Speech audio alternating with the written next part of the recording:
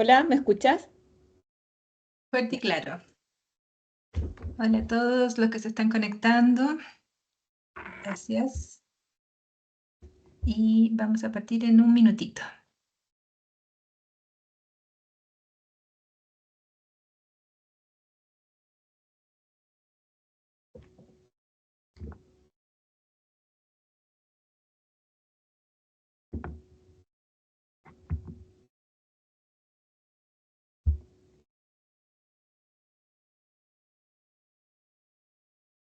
Ya.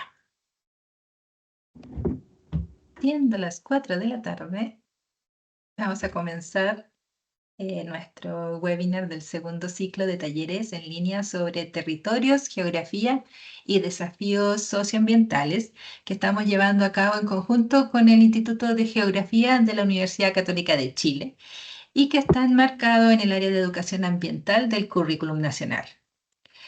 Les cuento que la semana pasada tuvimos al geógrafo y académico Juan Luis Guerra con el tema Glaciares en un mundo invernadero, que les invitamos a verlo en nuestro canal de YouTube y también les dejaré en el chat el enlace. Estuvo muy entretenido y además muy educativo, que es lo que pretenden justamente estos webinars de ir acompañando con más conocimiento a los docentes en estos temas. Y ya entrando en terreno, en este segundo webinar nos acompaña la directora del Laboratorio de Geografía Física y Académica de la Pontificia Universidad Católica, Magdalena Fuentes, que nos invita a conocer más a fondo la importancia de los humedales y cómo les impacta en la actividad humana. Magdalena, muy bienvenida. Muchas gracias, Claudia, por la invitación a participar en esta instancia. Y solo un comentario, mi nombre es Magdalena Fuente Alba Ay, y, sí, y Juan Luis García también. Ay, perdón. Bueno, en esta clase un poco partir comentando que yo soy además la profesora de hidrología y edafogeografía del curso de la carrera de geografía en pregrado. Y en esta sesión en el que vamos a hablar acerca de los humedales, un poco la clase la he estructurado de la siguiente manera. Vamos a partir con una pequeña introducción, vamos a hablar respecto de qué es un humedal y cuáles son los elementos principales que lo componen. Hablaremos de los servicios ecosistémicos que nos prestan y ya hacia el final de la clase vamos a hablar respecto de las amenazas y esperemos que espero alcanzar a hacer un ejercicio práctico en el que la idea es poner en práctica, ¿cierto?, los conceptos, ¿cierto?, que desarrollemos durante esta clase. La idea es que ustedes puedan ir preguntando en la medida que voy avanzando, ¿ya? Entonces, un poco a modo de introducción, cuando ven esta imagen que es de un humedal en Latinoamérica, me gustaría que me comentaran qué elementos ven en este humedal. No sé si, Claudia, ellos pueden intervenir, ¿cierto?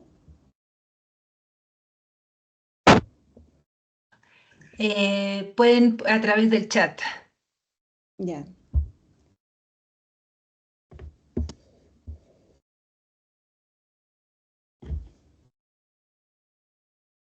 ¿Se ve algún comentario en el chat? Parece que no. No todavía. Ya.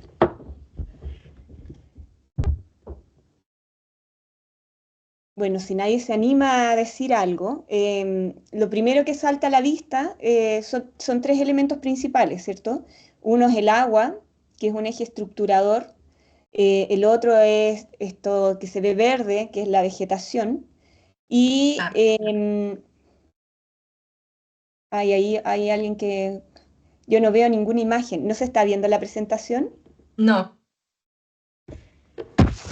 Hmm. Sí, lo estamos viendo, Lili, un segundito. Ahora Ahí, sí. ahora sí.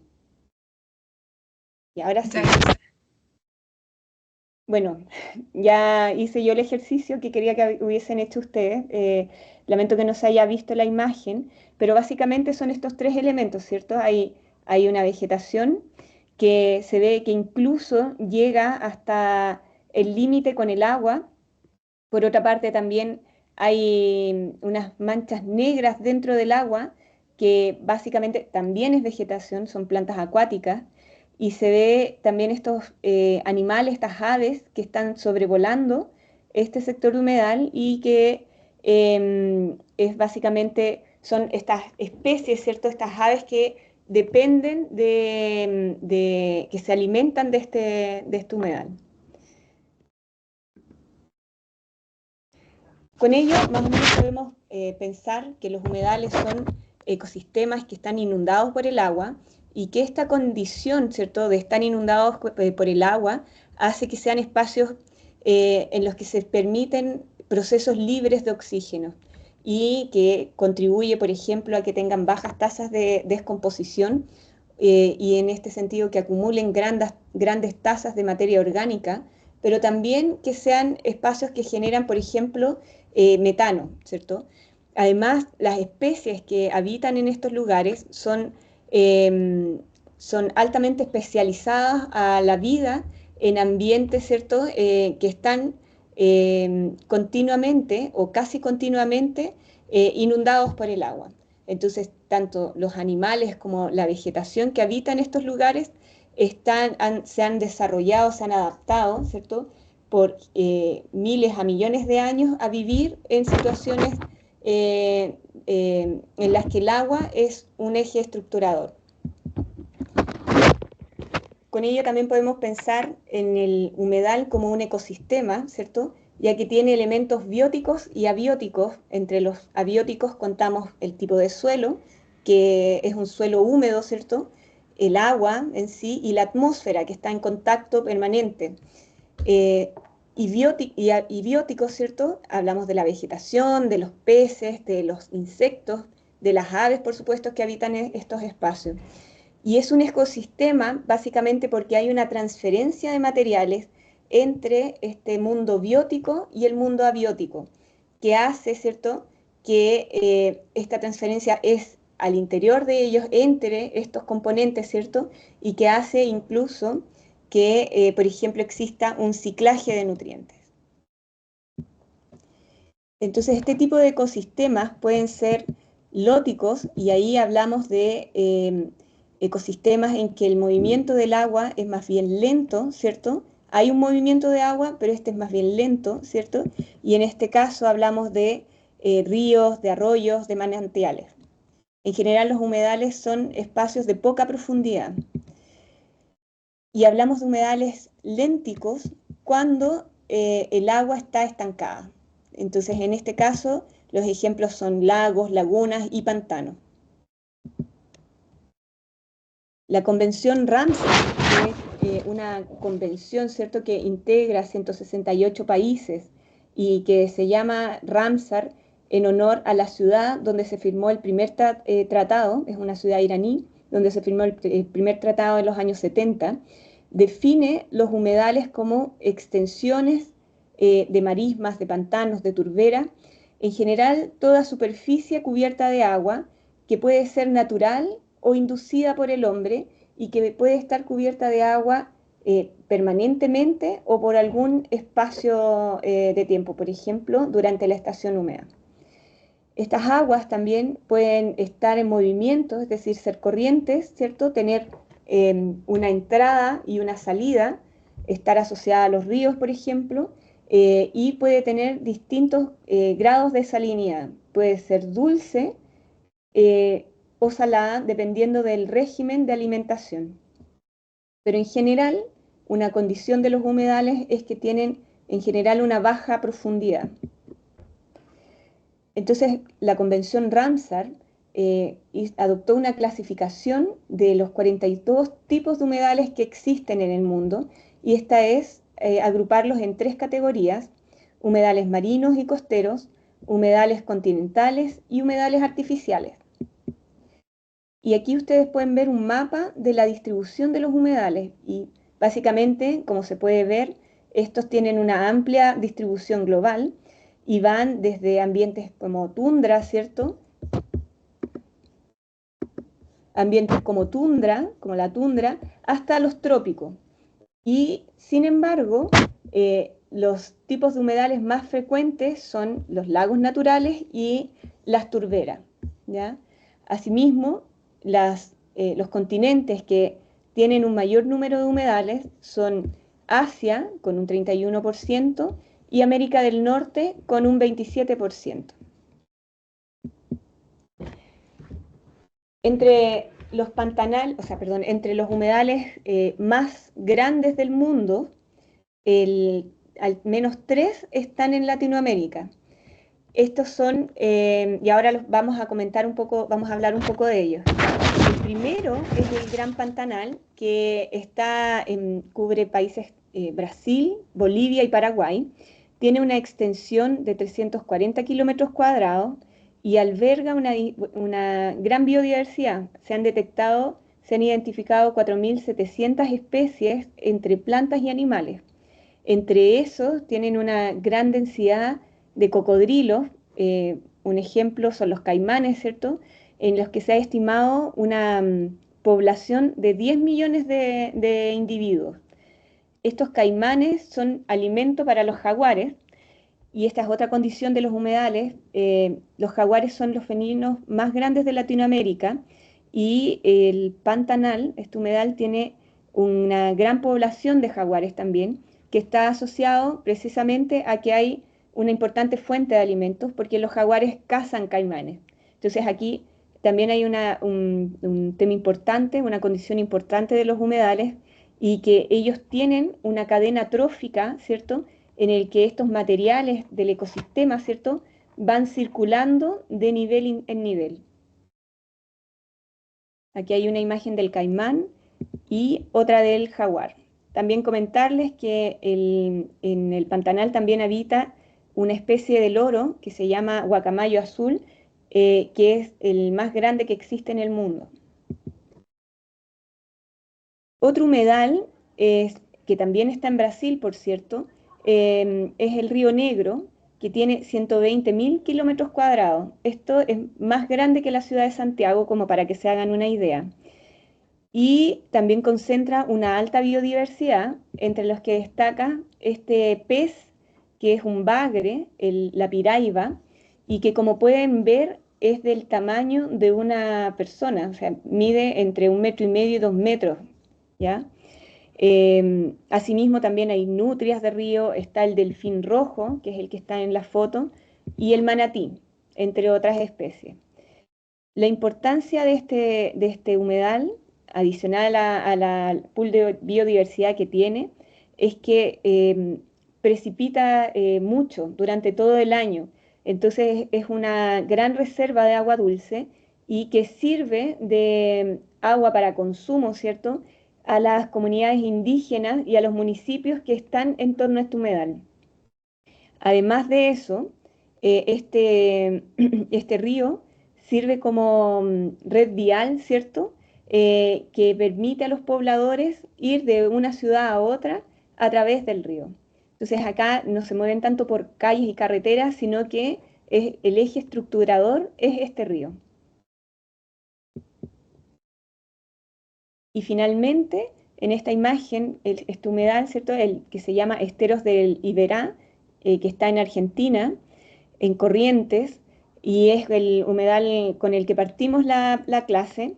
Tiene una extensión de 45.000 kilómetros cuadrados. Este es un humedal de agua estancada, y tiene una profundidad que no supera los 3 metros, y alberga también una importante biodiversidad, no como el Pantanal, que hablamos de sobre 4.000 especies, pero sí es una biodiversidad importante que alcanza a 400 especies entre plantas y animales. Muchas de ellas están en peligro de extinción, aquí como esta ave que se llama el princho. Un poco de lo que hemos conversado hasta acá, ya podemos notar, ¿cierto?, que los humedales tienen 3 componentes principales.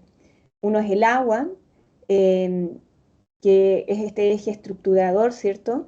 Los suelos que se forman en esta situación hídrica, y la vegetación. Entonces, el agua puede ser permanente o intermitente.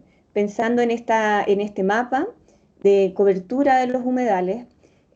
Hay sectores, por ejemplo, el Amazonas, ¿cierto? Los sectores más bien tropicales, en que la precipitación es permanente y por lo tanto la superficie que corresponde al humedal también va a tener humedad permanente. Mientras que los humedales que están asociados, por ejemplo, a climas más bien mediterráneos, en que las precipitaciones están asociadas a una estación del año, en el caso de Chile en invierno, ¿cierto? Pero en el caso del Mediterráneo español, ¿cierto? En la cuenca mediterránea, las precipitaciones ocurren en invierno y primavera, principalmente. En estos espacios que tienen una estación seca prolongada, la superficie de humedal también se va a contraer y va a ser una superficie intermitente. Este espacio que queda descubierto en algún periodo del año está cargado de nutrientes y es un espacio particularmente rico para la agricultura. El agua de estos humedales, como lo comentamos al principio, puede ser dulce o salada, y eso va a depender principalmente de su localización. Y en este sentido, los humedales que están localizados hacia el sector costero, ¿cierto? Normalmente pueden tener entradas de agua salada. Entonces, en una suerte de balance hídrico, el tipo de salinidad que tenga este humedal va a depender de cuál es el input de agua mayor, si el agua de precipitación o el agua que proviene del mar. Y en esta situación de balance hídrico puede haber periodos del año asociadas a las precipitaciones, ¿cierto? En que el agua del humedal sea más bien dulce y en periodos del año que el agua sea más bien salobre. Los suelos de un humedal son suelos formados bajo condiciones de extrema saturación. El suelo tiene una fase sólida que está integrada por materia orgánica principalmente y sedimentos que provienen de la meteorización de la roca, que es esta destrucción de la roca en distintos granos que puede ir desde las arenas hasta granos mucho más finos y difíciles de distinguir como las arcillas. Entonces, todo este material con tamaños de grano de distinto tamaño constituyen algo que en edafología se llama PED, que son agregados, ¿cierto? Que integran todos los tipos de materiales sólidos que tiene un suelo y en esta integración van dejando poros. Y estos poros en un suelo cualquiera, ¿cierto? Pueden tener aire, ¿cierto? En periodos del año o agua, ¿ya? En el caso de los suelos hídricos, estos poros están permanentemente saturados por agua. Y ello es lo que hace que la descomposición, ¿cierto? Sea a tasas muy lentas porque la descomposición necesita de oxígeno y al estar saturados de agua, este es un elemento que no está. Asimismo, y esta es la razón por la que acumulan grandes proporciones de materia orgánica, y además se genera acumulaciones en los horizontes del suelo, acumulaciones de ciertos elementos que pueden ser transportados desde la cuenca vía red hídrica, elementos como el fierro, por ejemplo, o el magnesio, y que se van acumulando por un proceso que se llama traslocación. Finalmente, el tercer componente de los humedales es la vegetación, que es una vegetación adaptada al agua, ¿cierto? Y en esto ahí podemos encontrar dos grandes tipos de vegetación, que son las plantas acuáticas y las plantas palustres, que tienen una parte, ¿cierto? Por ejemplo, sus raíces en el agua, por ejemplo, los manglares, ¿cierto? Y otra parte, el follaje, está en contacto con el aire. Estas plantas, ¿cierto?, que están en el humedal entregan características químicas particulares al agua. Hace unas diapositivas atrás habíamos hablado que la Convención Ramsar establece tres categorías de humedales: los humedales marinos y costeros, los humedales continentales y los humedales artificiales. En el caso chileno, los humedales son categorizados en función de la vegetación predominante. Y en este sentido, la vegetación, pues, o sea, los humedales pueden ser, por ejemplo, los bofedales, que se localizan principalmente en la parte, en el altiplano, en el norte de Chile, y cuya vegetación es como esta que sale aquí en las fotos, ¿cierto? Es en forma de cojines, semiglobos, altamente densa, que tiene agua, ¿cierto? Que escurre permanentemente, pero es un agua de poca profundidad. Y estos humedales son espacios que han sido trabajados, ¿cierto? Por las poblaciones indígenas que viven en esta zona desde periodos, desde hace ya varios miles de años atrás, y que se ha utilizado para el desarrollo de la ganadería. Otro tipo de humedales son las vegas, que están dominadas por pastos, ¿cierto? O plantas herbáceas de crecimiento anual. Entonces, en estos sectores que también se da mucho en la cordillera y que están con una cobertura máxima en primavera, ¿cierto? Primavera hacia el verano, también sirven de alimento para el ganado y tienen esta particularidad de que el agua está superficial o subsuperficial y por eso es común ver en Las Vegas estos encharcamientos de agua. Otro tipo de humedales frecuentes en Chile son las turberas. Estas se localizan hacia el sur de Chile, son muy comunes en Patagonia y son espacios que se acumulan grandes cantidades de materia orgánica, a diferencia del de Las Vegas, que tiene un crecimiento anual. En el caso de las turberas, como están en una condición de bajas temperaturas permanentes y de alta humedad, la descomposición es extremadamente lenta al punto que no ocurre en el plazo de un año normal de crecimiento de la vegetación, sino que se va acumulando y acumulando año tras año, logrando generar PET, que es lo que comentábamos antes, estos agregados, ¿cierto? Que tienen materia orgánica y sedimentos que pueden incluso llegar a 1 metro de profundidad. Y este es otro de los humedales más comunes en Chile, que se llaman gualbes, y son así como los manglares, ¿cierto? Sería lo más parecido a los manglares, y que están dominados por la familia de las mirtáceas. Como pueden ver en la imagen, están dominados por árboles, ¿cierto? Cuyas raíces están completamente bajo el agua y que tienen todo su follaje en contacto con la atmósfera. En resumen, entonces, en los humedales podemos encontrar dos tipos de vegetación. Una hidrófita, que vienen siendo las plantas acuáticas, como las que están en la foto, ¿cierto? Que pueden ser plantas que están de manera superficial en el agua o que están sumergidas, ¿ya? Y las plantas helófitas, que son especies como las mirtáceas, ¿cierto? Que en general parte de su estructura está bajo el agua, pero no están flotando, sino que están adheridas, ¿cierto? Al suelo. Y la otra parte está en contacto con la atmósfera. Para hablar de la importancia de los humedales, es preciso hablar, ¿cierto?, de los servicios ecosistémicos. Y no sé, me gustaría saber si ustedes han oído hablar de los servicios ecosistémicos y un poco qué son.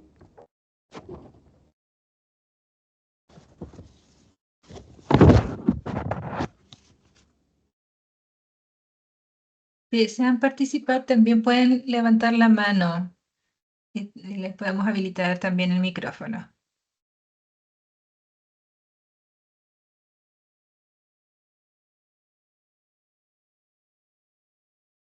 Dice que nadie conoce los servicios ecosistémicos. Bueno, los servicios ecosistémicos son beneficios irreemplazables para la humanidad y para el resto de la biodiversidad. Básicamente son beneficios que aportan los ecosistemas, ¿cierto? Y que son necesarios para mantener nuestro bienestar o nuestra calidad de vida tal cual como la conocemos. Entonces los servicios ecosistémicos se agrupan en 4 categorías: los de provisionamientos, los de regulación, los de soporte y los culturales. Entonces, en concreto, los humedales aportan, ¿cierto?, siendo albergue para un gran número de especies, ¿cierto? Por lo tanto, este es un servicio ecosistémico de soporte. Son espacios de filtración de agua, de control de inundaciones, inundaciones y marejadas, ¿cierto?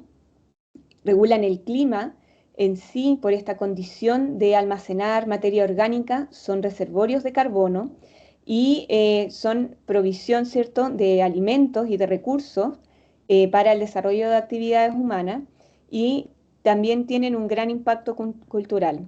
Estos, así como lo comentábamos con los bofedales, son espacios en los que tradicionalmente las civilizaciones, ¿cierto?, los primeros asentamientos ocurrieron porque tienen esta suerte de ser espacios ricos en alimentos, ¿cierto?, y además entregar agua.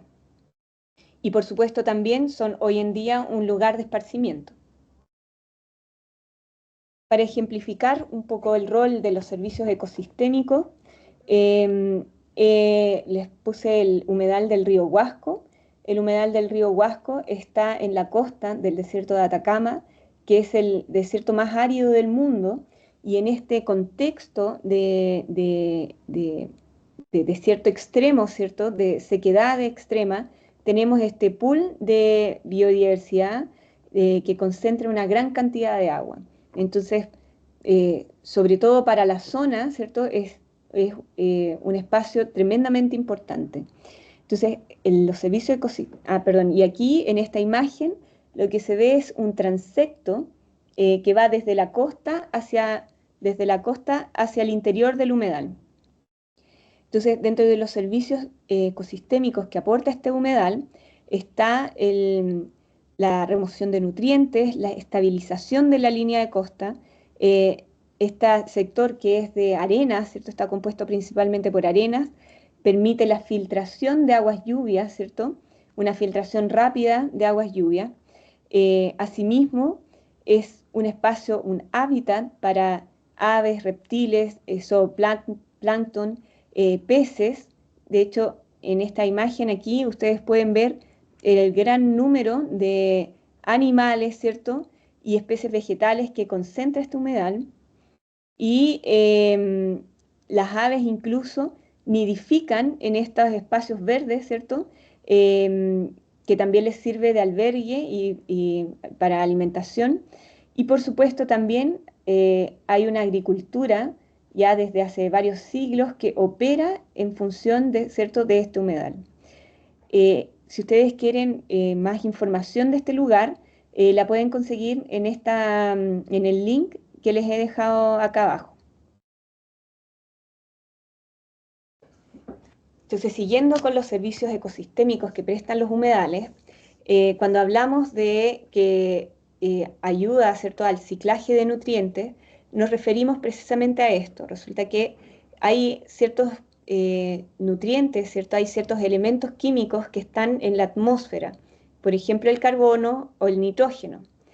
Y hay plantas que logran fijar, por ejemplo, el nitrógeno, son plantas especializadas, y en general las plantas en su respiración incorporan carbono en su estructura. Entonces, estas plantas acuáticas que tienen esta fase en contacto con la atmósfera, lo que hacen cuando crecen, ¿cierto?, cuando respiran, es incorporar elementos que están contenidos en la atmósfera en su estructura vegetal. Asimismo, hay otros elementos, por ejemplo el fósforo, el calcio, el potasio, que también son elementos esenciales para la vida, ¿cierto?, y que limitan la productividad de los ecosistemas, que están, en el caso de los humedales, en disolución en la columna de agua o en el fondo. Entonces, los que están en disolución en la columna de agua pueden ser incorporados a la planta por medio de las raíces. Y en este sentido, Estamos hablando del ciclo de nutrientes mediado, ¿cierto?, por el humedal, en el que las plantas juegan un rol central al captar, ¿cierto?, al incorporar estos elementos biogeoquímicos, ¿cierto?, en su estructura, y a partir de ahí dejarlo disponible para consumo de otros animales, ¿cierto?, en una cadena trófica. Cuando estas plantas se mueren, plantas y animales se mueren, estos materiales nuevamente son reincorporados al ambiente, ¿cierto? En el caso del nitrógeno, por desnitrificación, la materia orgánica se convierte en gas y forma parte, ¿cierto? Vuelve a formar parte de la atmósfera. Y el resto de la materia orgánica puede quedar en disolución en la columna de agua o bien depositarse en el fondo. Y esto es clave para entender lo que viene y que es esta acción de los humedales como reservorios de carbono. Esta capacidad de ser reservorios de ciertos elementos tiene que ver con el ciclo de nutrientes. Si hay dudas, me pueden ir preguntando. Entonces, cuando hablamos de los suelos como, ¿cierto? Cuando hablamos de los humedales como sumideros de carbono, tenemos que hay una productividad primaria que tiene que ver con estas plantas, ¿cierto?, acuáticas que crecen en los humedales, pero por otro lado también hablamos de materia orgánica que es traída, ¿cierto?, por la red hidrológica a través de la cuenca y que queda suspendida en el humedal.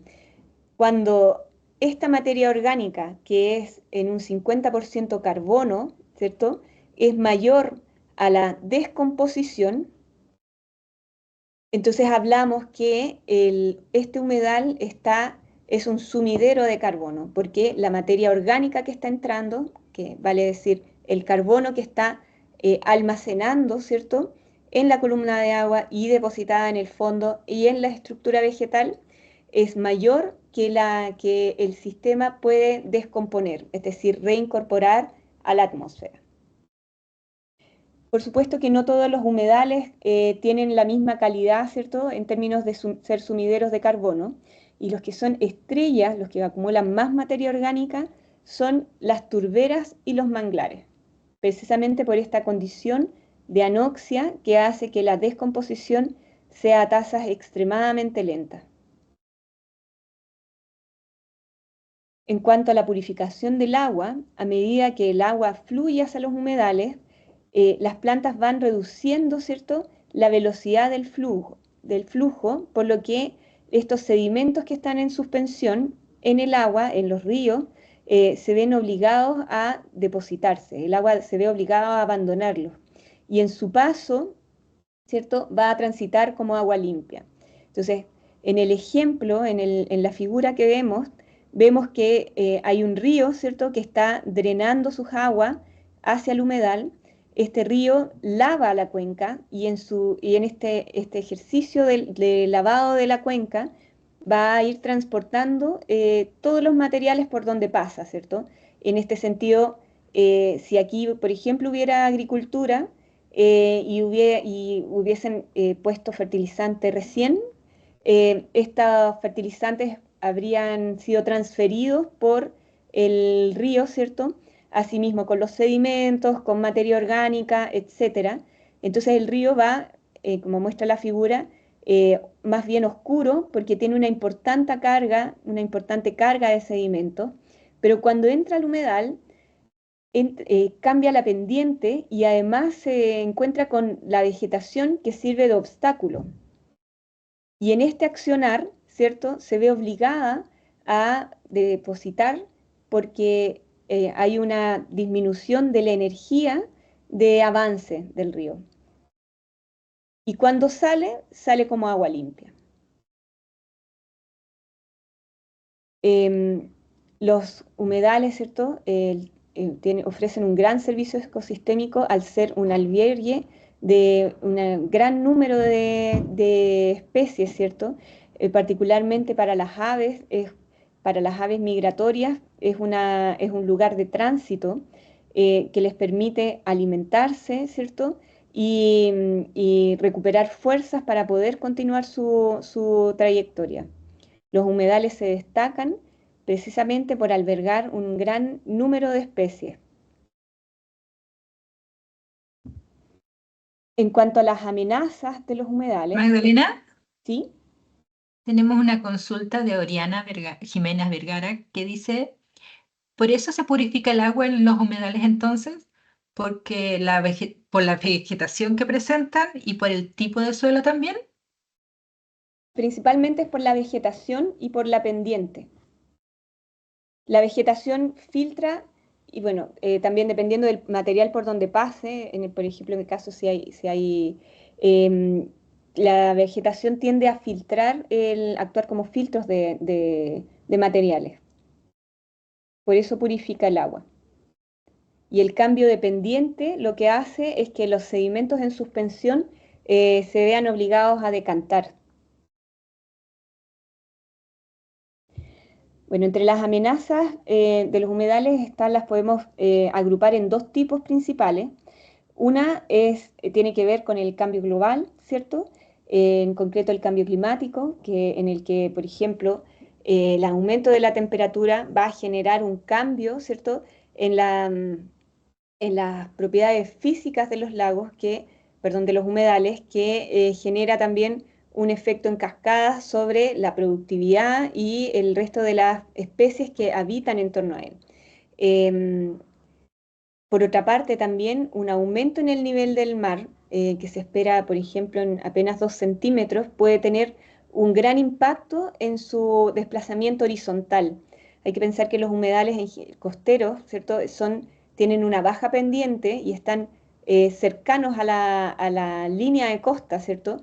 Entonces, este aumento de 2 centímetros puede perturbar de gran manera los humedales básicamente porque los puede cubrir, pero además porque puede ser un input mayor de agua salada, que va a alterar, ¿cierto?, la química del humedal y con ello también afectar en cascada a las especies que están acostumbradas a ciertas condiciones de salinidad.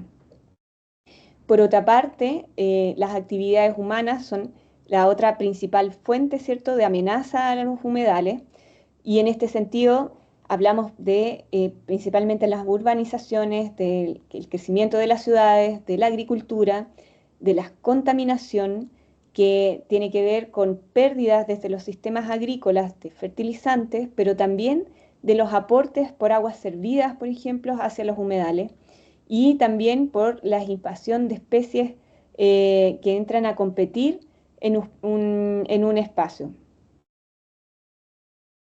Eh, Entre las causas, ¿cierto? Entonces, de degradación de los humedales podemos encontrar la tala y el drenaje de los humedales, principalmente para el desarrollo de la actividad agrícola, y lo que genera es que se requiere, ¿cierto?, cada vez más superficie para cultivar, y estos espacios, como los comentábamos al principio, tienen una gran cantidad de materia orgánica y además son suelos húmedos, por lo tanto son espacios ideales para la agricultura.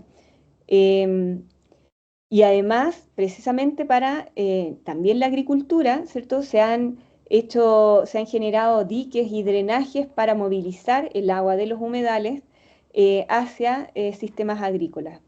La expansión agrícola en sí, además de secar los humedales por esta extracción de humedad y esta presión que se ejerce sobre estos espacios, además hay fugas de nutrientes, ¿cierto? De fertilizantes que utilizan para mejorar el rendimiento agrícola, y esta fuga se produce por precipitación y desplazamiento por lixiviación, ¿cierto? Que produce esta movilización de materiales, pero también por depositación atmosférica, que en espacios donde se cultiva, ¿cierto? Los agricultores fertilizan y rápidamente por viento se pueden desplazar grandes cantidades de nutrientes que vienen a fertilizar este tipo de espacios de humedal, con lo que efectivamente cambia la disponibilidad de nutrientes. Las infraestructuras, por ejemplo, las redes viales que atraviesan, ¿cierto?, que cortan un humedal, también generan grandes problemas por condicionar el desplazamiento de las especies que habitan en este humedal y, por supuesto, la introducción de especies.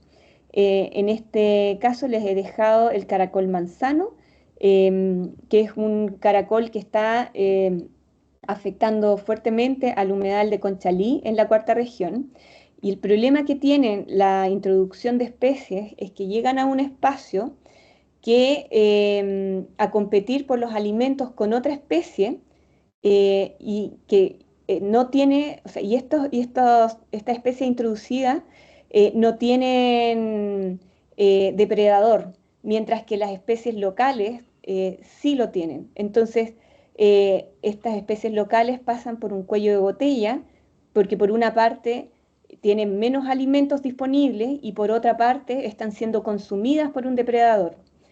Y eso es propicio, ¿cierto?, para que especies como esta, introducidas, se desarrollen y logren, ¿cierto?, incrementar su densidad rápidamente. La construcción de represas también es un problema, ya que nuevamente interrumpe, ¿cierto?, el tránsito de las especies, por ejemplo, de los peces, que tienen que desovar aguas arriba. Construir una represa genera un quiebre, una ruptura de este tránsito. Asimismo, la canalización de los ríos lo que hace es cambiar el caudal que lleva un río y afectar los sectores de humedales en el sector de la orilla, ¿cierto?, modificando los patrones físicos, la profundidad del agua, la entrada de la luz, y con lo que afecta, ¿cierto?, a las especies que habitan en él.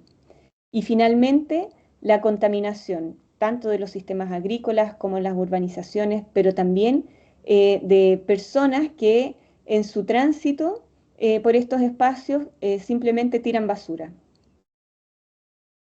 En este,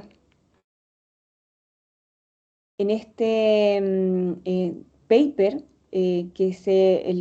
estos autores, ¿cierto?, se preguntaban cuáles serían las principales causas de pérdida de los humedales a nivel global, y ellos lo que hicieron fue hacer un review de todos los papers que se han publicado con esta temática, y basados en 134 documentos que cubren los países que están coloreados, ¿cierto?, determinaron, ¿cierto?, las principales causas de estas pérdidas. Para el caso de Latinoamérica, que es lo que les voy a mostrar, solamente encontraron papers o documentos científicos en Argentina, en Perú, Ecuador, Colombia y Brasil, siendo estos dos últimos los que más documentos científicos habían.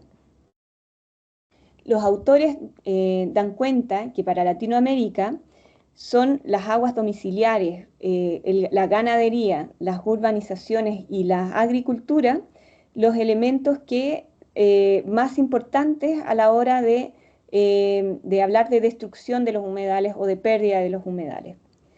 Mientras que los humedales más afectados serían los manglares. Yo con esta última conclusión del paper no concuerdo tanto, pero es lo que se sabe hasta el momento, porque lamentablemente se basa en su mayoría en papers publicados en Brasil, donde los humedales que dominan son los manglares. Entonces habría que incluir, por ejemplo, el gran número de humedales que hay en Chile central, ¿cierto?, pero de los que no hay información, o por lo menos los autores no la han incorporado en el documento. Globalmente, desde 1970 a la fecha, se ha registrado una pérdida del 30% de los humedales, siendo en rosa la tasa de pérdida de los humedales en Latinoamérica. O sea que somos número 1 en pérdida de humedales. Ello ha implicado una reducción de la biodiversidad, ¿cierto?, global, de hasta un 84%. Cuando vemos estos indicadores a nivel de regiones,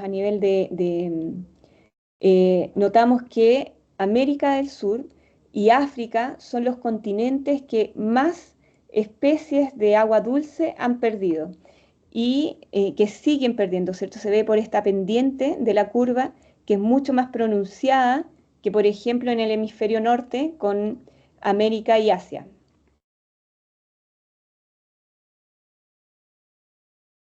Y ya para ir cerrando, para un poco cuando pensamos en qué se puede hacer para proteger estos espacios, eh, hay tres medidas principales, ¿cierto? Está la estrategia de conservación, generar, por ejemplo, planes de monitoreo de especies, tener un catastro de las especies que habitan en determinados lugares, conocimiento de las cadenas tróficas, ¿cierto?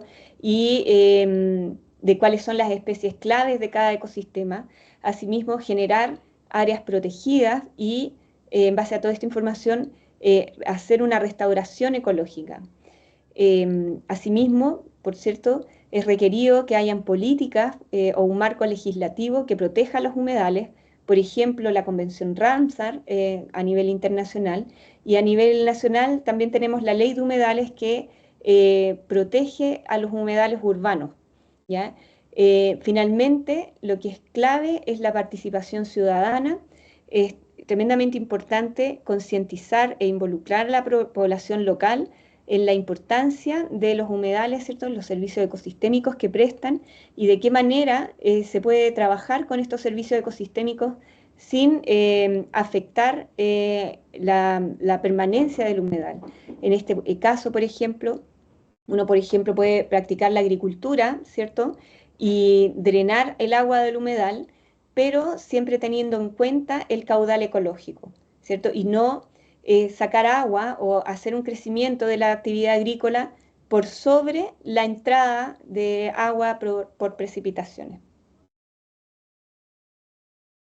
Ya para terminar, aunque no sé si vaya a resultar, yo había pensado en hacer una actividad práctica en la que habláramos un poquito del humedal del Culebrón. Este es el humedal del Culebrón, es un humedal que está en la cuarta región, en Coquimbo, es un humedal costero y han salido noticias importantes de que este humedal está siendo afectado principalmente por muchas basuras y escombros que está, por supuesto, asociada a la ciudad de Coquimbo. Entonces, estas son imágenes del humedal, ¿cierto? Ahí se ve la ciudad, perdón, atrás se ve la ciudad, acá hay una carretera, acá está el sector de playa del humedal y el humedal ha sido interrumpido, ¿cierto? Por la carretera. Hay caminos, hay porciones de aguas que afloran. Entonces, lo que me gustaría que pensaran es en estas dos ideas. La primera es identificar tres formas en que el humedal del Culebrón es importante, por ejemplo, para la ciudad de Coquimbo, e identificar las amenazas que podrían poner en riesgo este humedal. Les doy un par de minutos, ¿cierto? Eh, y abrimos ronda de preguntas. Yo creo que sería bueno que, Claudia, que el micrófono estuviera abierto. Voy a tratar de hacerlo.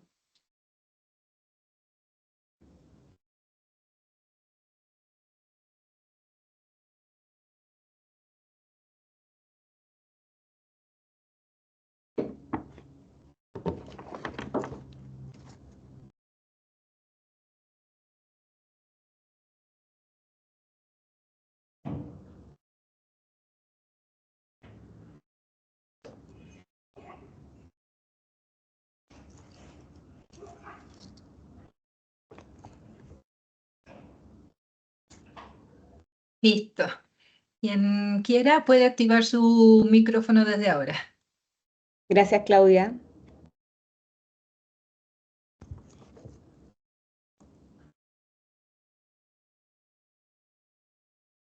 Oriana pregunta, ¿cuál es la segunda pregunta? ¿Se sigue viendo la página? Ahí sí, actividad práctica. Pueden buscar también en internet, en sus celulares. Esto pueden buscar, averiguar un poco del humedal del Culebrón también.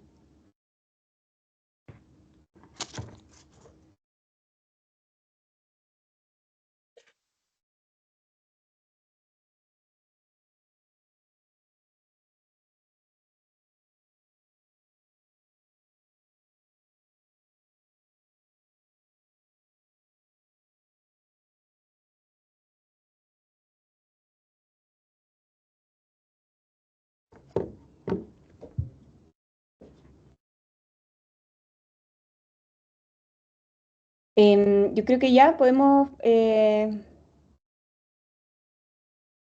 continuar. No sé quién quiere conversar al respecto. Ahí puse la imagen.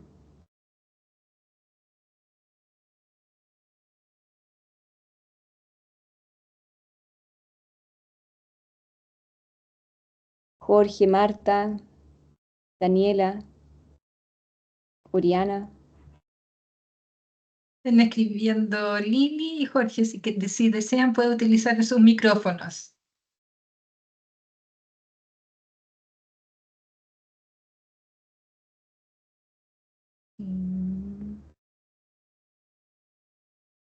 No tengo micrófono, pero que el No tengo crecimiento micrófono, no pero alcancé a creo que... leer.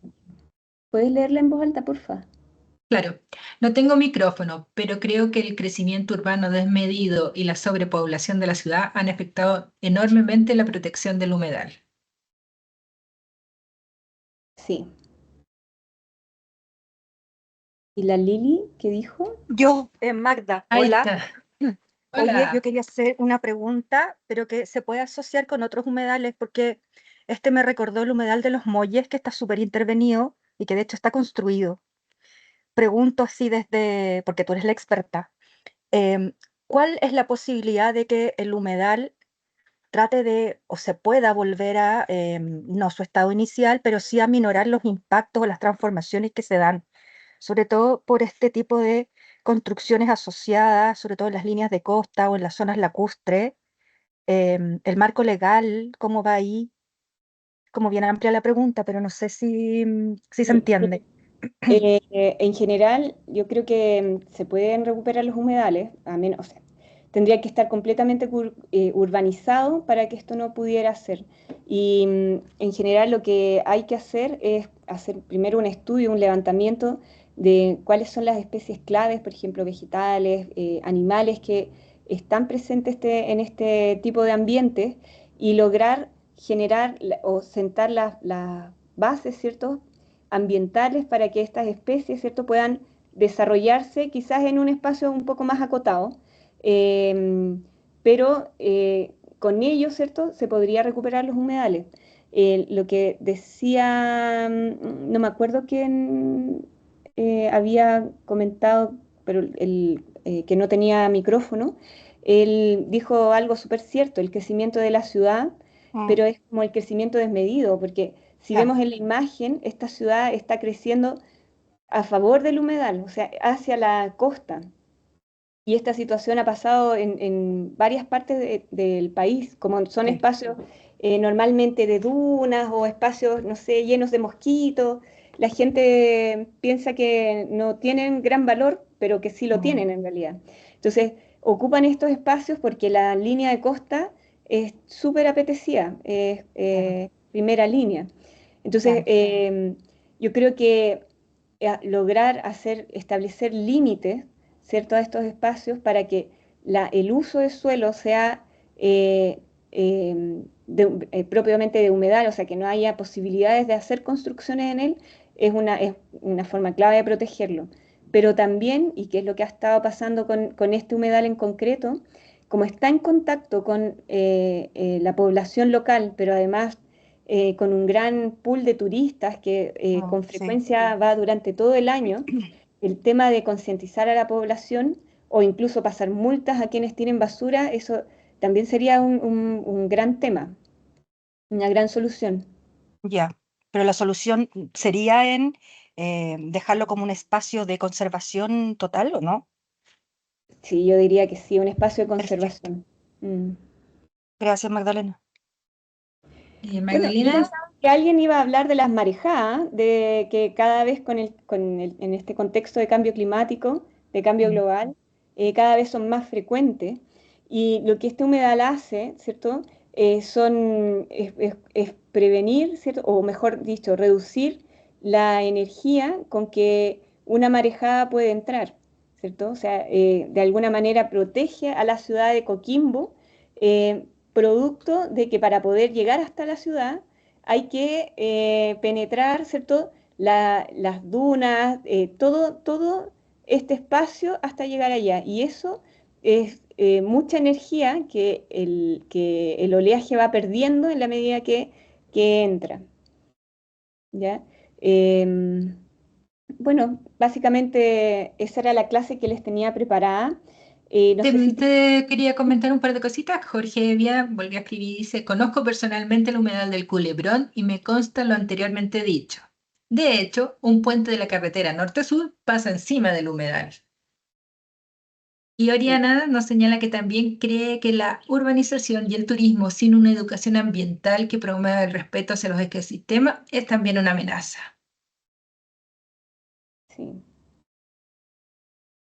sí, es verdad. Por eso es que esta línea de trabajo de educación ambiental es una área prioritaria dentro del currículum nacional para que justamente a través de los docentes y toda la comunidad educativa vayan tomando mayor conciencia, mayor trabajo, mayor conocimiento acerca de estos espacios que son tan vitales y que a veces por desconocimiento de la propia población de nuestro país no es cuidado ni protegido. Entonces, lo primero que quiero hacer es agradecer a Magdalena por este tiempo que nos ha brindado, por esta clase que yo aprendí muchísimo de paso. Así que muchas, muchas gracias. Y a todos los quienes participaron de este webinar, le invitamos al siguiente, que será el próximo jueves, al mismo horario, a cargo del reconocido geógrafo y doctorado en ciencias ambientales, Marcelo Lagos, quien nos hablará de los riesgos de los desastres naturales y cómo nuestra sociedad debe estar siempre preparada. Agradecemos a todos su participación y este webinar lo podrán encontrar en nuestro canal de YouTube para que los compartan con sus colegas, lo comenten y agradecemos toda la difusión. Nos señala aquí por último, Will, importancia, conservación de especies de flora y fauna, oxigenación y regulación de temperaturas, y amenazas, ruido acústico de la ciudad y la carretera, basurales clandestinos. La no entrada de agua de mar no permite una oxigenación adecuada de las zonas lacustres. ¿Qué te parece, Magdalena? Perfecto, perfecto. Sacó aplausos, sacó aplausos. Bueno, Así que gracias Claudia, gracias por la invitación. Y nada, al principio de la clase está mi correo y si tienen alguna duda no sé, requieren algún tipo de información en la que yo les pueda ayudar, también lo pueden consultar. Que estén muchas bien. gracias.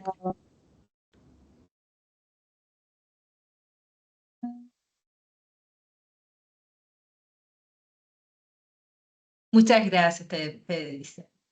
Ah, Así que les dejo el link del anterior webinar y este va a quedar ya mañana disponible. Muchas gracias a todos y hasta luego. chao.